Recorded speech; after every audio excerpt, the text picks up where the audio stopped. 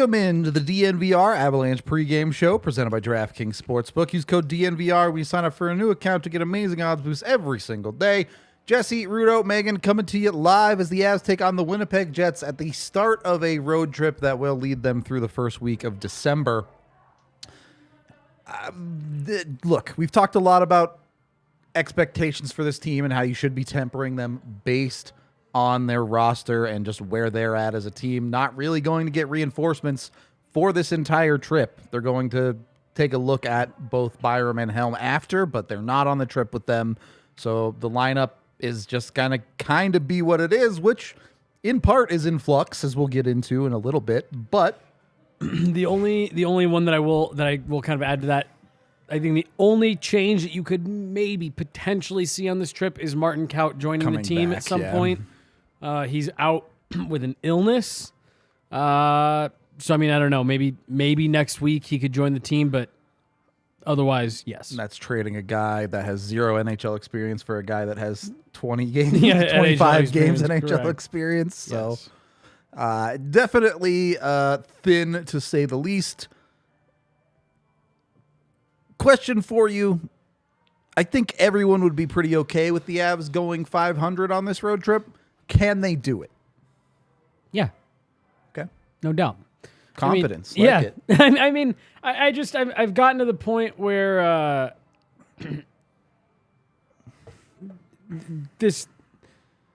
when you win a Stanley Cup, you usually, at least in recent memory, for the most part, those teams don't go anywhere for a while. And all the cliches that you hear about, oh, we learned so much, we grew so much, we learned how to win, all that kind of stuff. There is a level of truth to a lot of that. And this Avs team now, to me, they really do. They look like the way that Tampa has the last couple of years. Really doesn't matter what changes. It doesn't matter what curveballs they get, if they're in the lead, if they're behind, if they've lost 2 games in a row, if they've won 5 games in a row. Nothing just really seems to rattle them. Nothing seems to shake them. Rudo, you and I were saying right before we started this, like, this is such a hard team to bet on. I had someone text me saying, like, hey, what do you think happens tonight? Whatever. They were looking to play some bets. And I was like, I don't know. Like, conventional wisdom says that this is probably a scheduled loss on the road, division opponent. It's a team that you've struggled with at times in the past. They've got a great goaltender. They're having a much better year. You're 7 injuries deep. But we had this that exact conversation last week before Dallas, and then they put together maybe their best game of both times they played them in the last week of the road trip. That third period, the Avs got kind of run out of the building there in the back half of the second period of that Dallas Stars game at home. And they came out in the third period, and it was shades of Game 6 in Tampa. 16-6 at the end of that third period in the Avs' favor. So. Right, it was just the team with the lead came out and took control of the game and just kind of put it away. And they've just continued to show now across 2 seasons, last year's playoffs and now this year, the injuries just don't seem to they seem to have the mindset of injuries don't impact the way that we play our structure, and we're gonna put our best effort on the ice every single night, regardless of what's going on. We don't, like I said, we don't care if we're winning, losing, whatever. This team is just very steady in what they do, and they are a championship caliber team right now. And so it's just I don't know. You should lose this game. You should lose this game. The Avs have so consistently bucked that trend that you can't just be like, yeah, they're gonna lose. Right. Do we know if Georgiev is starting? Yeah, it's Georgiev. I think that's why it's completely feasible if we're looking just through the lens of tonight, because of how strong Georgiev's play has been. Hellebuyck has also been great too, but I think that's one reason that the Avs have been able to scrape together wins the way that they have. And you lose Kaut due to illness, and you don't have Sampo Ranta up in the lineup. And so the person that's been injected into this lineup that adds skill and has more NHL games under his belt than a Ranta and a Kaut combined is Alex Galchenyuk. And I think that does counteract then some of the loss to illness or injury that they're looking at tonight, and they've been able to scrape out wins otherwise. So I think it's completely feasible. And I also want to just circle back to the Logan O'Connor, Andrew Cogliano, JT Compher line. It's you've got that top line, which they've just been humming along. Nathan McKinnon, Mikko Rantanen, and Arturi Lehkonen. They've been really, really good.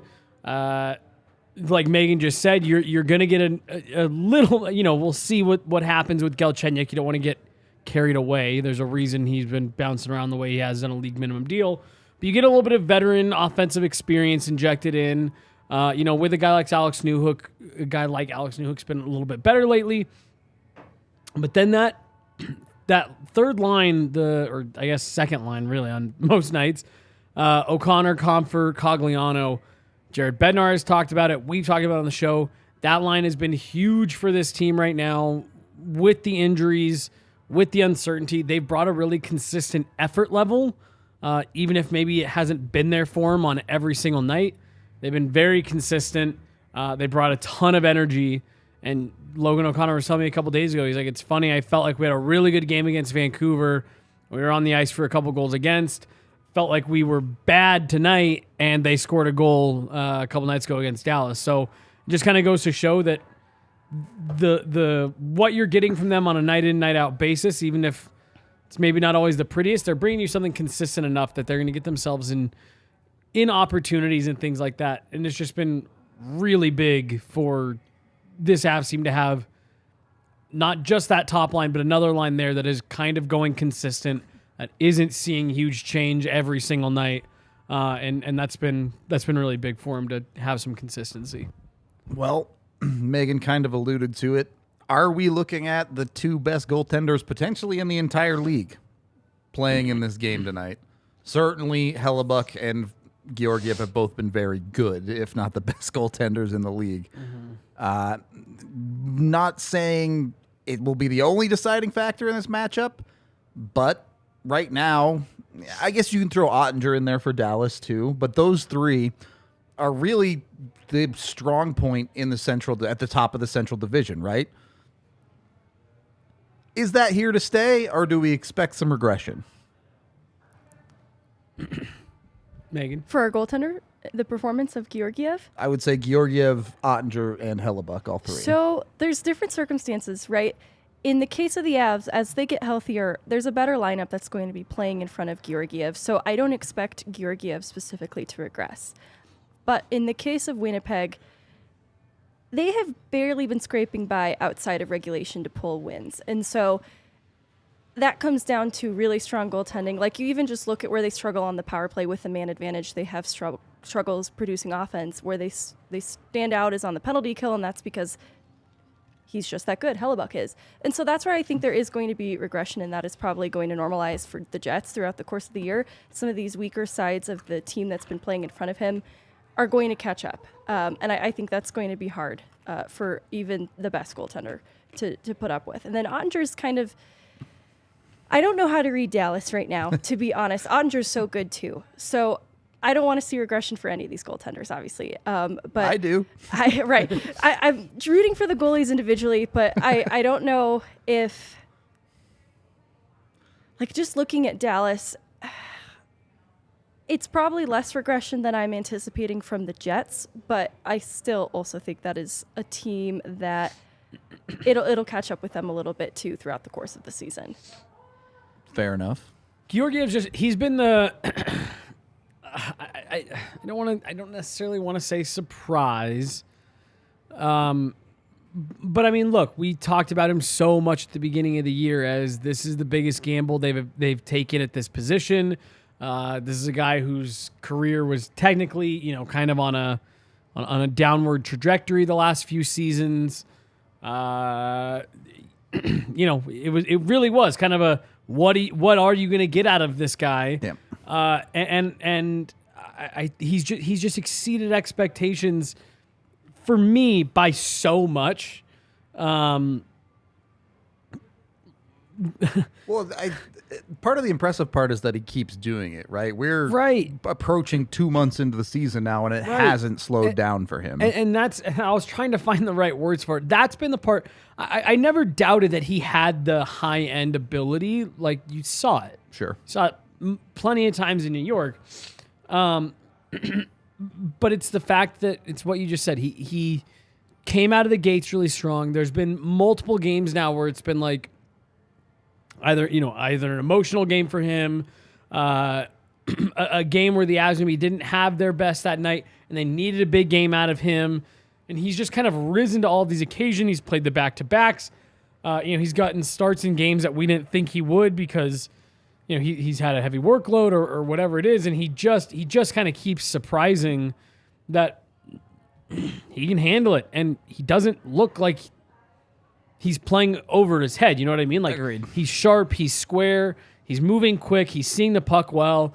Like, he's not making these insane acrobatic stops every night where it's like, oh my gosh, this guy's on a total heater. It's like, no, he just looks rock solid every single night. Yeah, it's been a little bit of a revelation for the Avs for sure. I want to kind of transition to that. You're talking about big games for the Avs. Is this a big game? You're talking about another team that you're in direct competition with at the top of the Central Division. Yes, I understand the context with the Avs. You're not that upset if they don't win it. But is it a big deal if they do get that W? I don't know. I'm at such a weird spot. I was talking with Adam earlier just about... I still just feel like I'm in the window of like, nothing matters.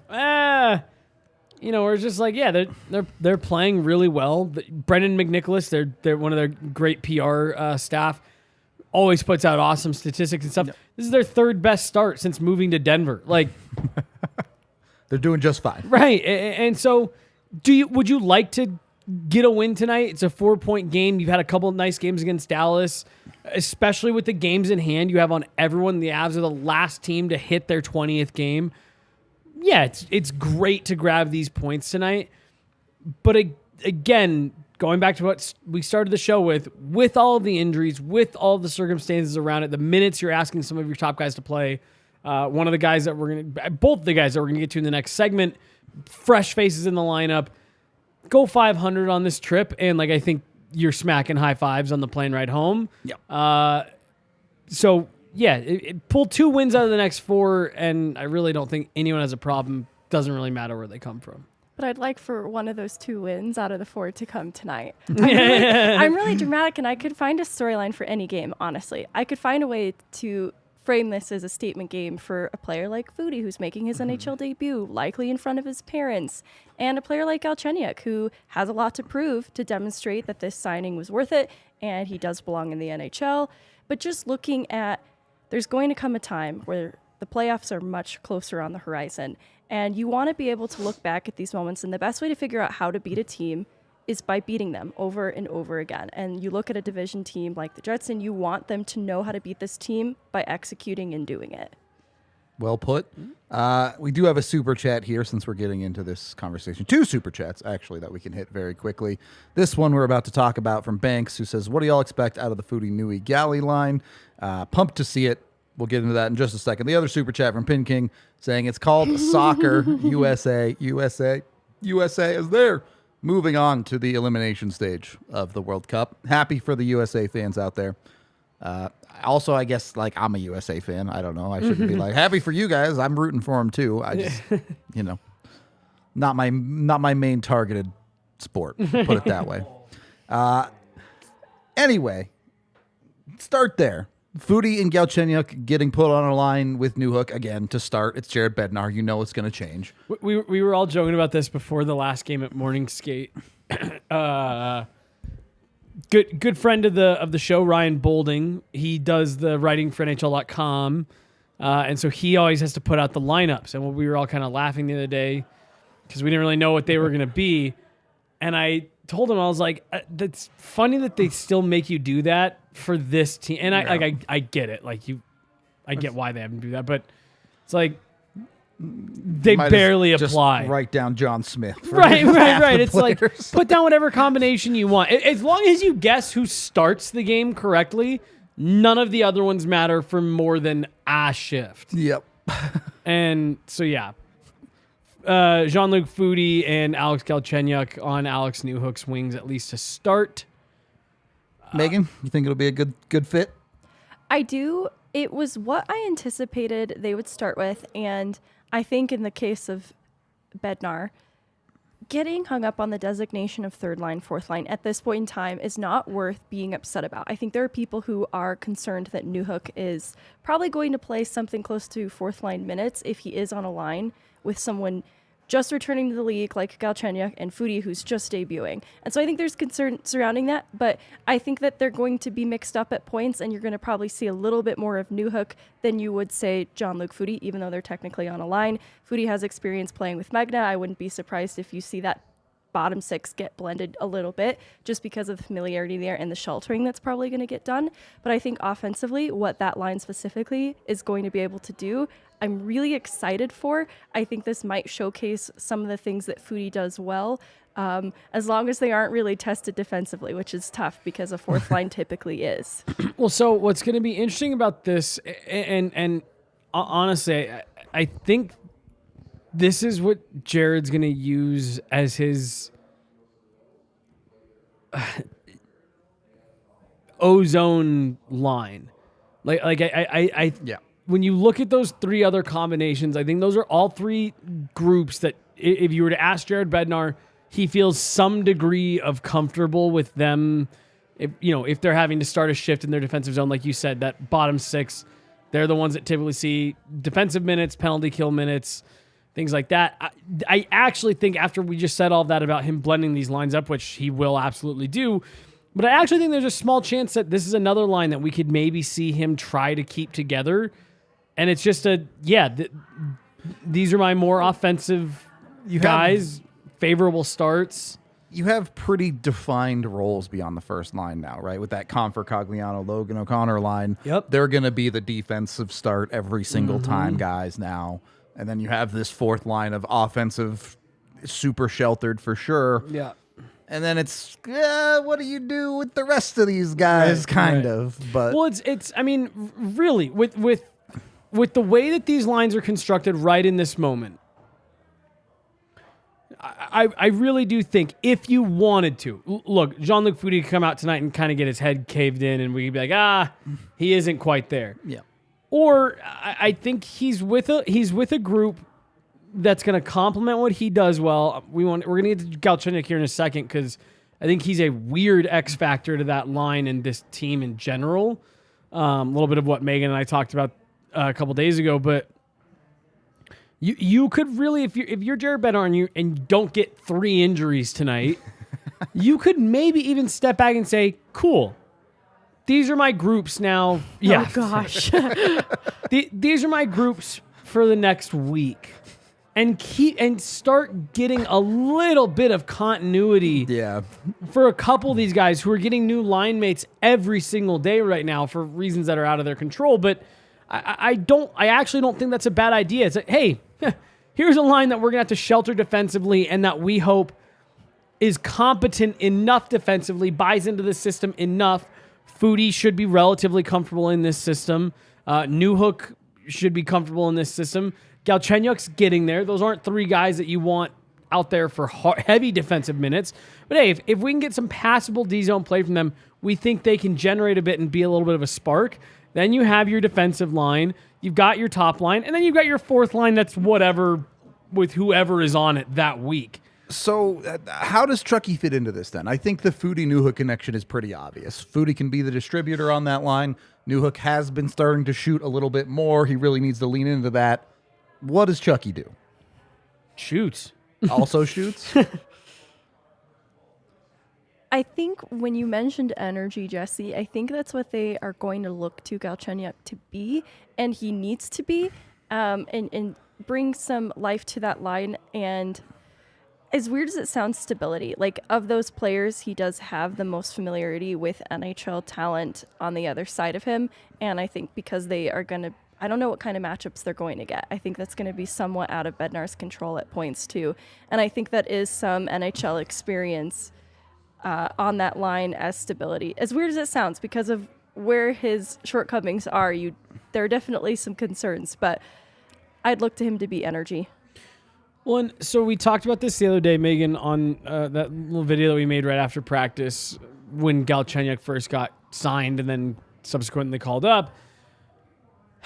He's an interesting fit to this, right? And I don't want to harp on the Nichushkin thing too much because they're very different players with very different baseline skill sets. It's the reclamation line is Right, the similarity here, yeah. And so, I know a lot of people want to make that comparison, but you go a step beyond that. Matt Nieto, Sven Andrighetto, the year before that. There's some good history there. There's some good history. Even a guy like Curtis McDermott, how far he came as a player from day one Avs camp to right now today, it's a massive difference for a player in their late 20s to make that kind of jump. Being that type of player just shows the attention that this organization is willing to put into each individual player. And it's why I think, Nicolas Aube-Kubel last year, why they've been able to turn some of these kind of bargain bin players into really effective NHLers. And you look at a guy like Galchenyuk, and there's been a lot of talk about his defense, that he's never really been taught how to play defense at the professional level. So I'm sitting here and I'm saying, look, if the Avs can get this guy to round out his game just a bit, round it out a little bit more, and not just stick him out there and say, go fire pucks. If you can get him to be playing at a well-rounded level, you just added a former 30-goal scorer, a multi-time 20-goal scorer, 50 points, multiple 40-point seasons. Like, you didn't just add some guy that you're hoping can stick in the NHL. You're a guy that you're hoping you can develop a couple tools for because he's a bona fide NHL scorer. Like, he has that skill set. And so if they can get him bottom in the right way, I think this is an interesting opportunity for that line. Foudy and Newhook have a guy there who you don't have to tell Galchenyuk to shoot. And so he's going to be firing pucks. It's going to open up space for Newhook. I'm anxious to see what Galchenyuk adds to this team if he can buy in. I mentioned it in the preseason too. Alex Galchenyuk is 28. Yeah. Physically, he should be in the best part of his career. Mm-hmm. Now, obviously, there are other factors there, but from a standpoint of his physical ability, he should be more than capable of being that guy. Yeah, and last thing, I know we kind of have to hurry, but Mehgan talked to some folks within the Avs organization, and they had told her, that's the part that we're looking to fix for him is that defensive side of the game, play away from the puck. It's not his compete level. It's nothing like that. This is not a team, an organization, a coaching staff that is just going to stick guys out there and say, go shoot the puck if you get it. Right. You are expected to be bought in on all 200 feet of the ice. So if there's any team that can get whatever Galchenyuk has in him out, it should be this one. I just don't think that you'll see a passenger out of Galchenyuk.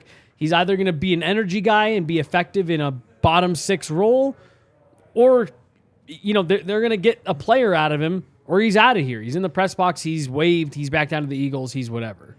Yep. That's how it's been communicated to him. He's been told directly, this is it. Yeah. And I think you talk to him and you can tell. He's aware. Yeah. And realistically expect them to give him a decent chance. When Kaut does get over this illness, it's almost certainly going to be Foudy going back. But I think there again, like, this is where the pedigree plays into it just a little bit. And I know fans aren't going to like it, but if one of these guys is going to have to straight beat Alex Galchenyuk out of a job once this team starts getting healthy, the Avs are going to do everything they can to find that 30-goal scorer. Can you imagine? Can you imagine if, so what, we're on game 20.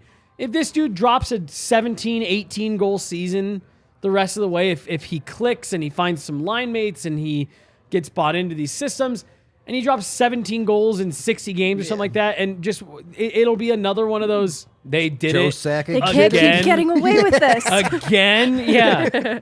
And at this point, why doubt it, right? All right, very quickly, Blaze didn't send in his bets today, but we got a couple for you. Number one, Alex Galchenyuk, first goal scorer, plus 2,200. Fun. Just saying, it would be fun. He's also plus 350 For an anytime, yeah. For an anytime goal, which I like. 360, excuse me. There you go, even better. If you like fun, maybe splash a bet on Galchenyuk. If you believe in these two goalies, the under-over is set at 6. It's a pick 'em, so you could take the under at minus 110. I'm not going to tell you to bet on the Avs, but maybe you should. I don't know. Maybe they'll blow them out. Anything's possible. We were talking before the show. No. No way. Are you fucking serious? Everywhere the Avs go, Oh, they're having Altitude's having to run a bonus. Yeah. Another spot real quick. Yeah. Fucking. This was supposed to be their first intermission spot. Now they're behind. Oh, it looks like they're doing player intros at least. Teams are intentionally sabotaging their arena so they don't have to play the Avs. We'll play those guys. Well, I don't know. Actually, now's the time you want to play them, right? You don't want to play them later when they get healthy. But we do have a watch along to set up, so we're going to get out of here. We appreciate all of y'all hanging out. Come join us for the watch along. Like and subscribe here on YouTube.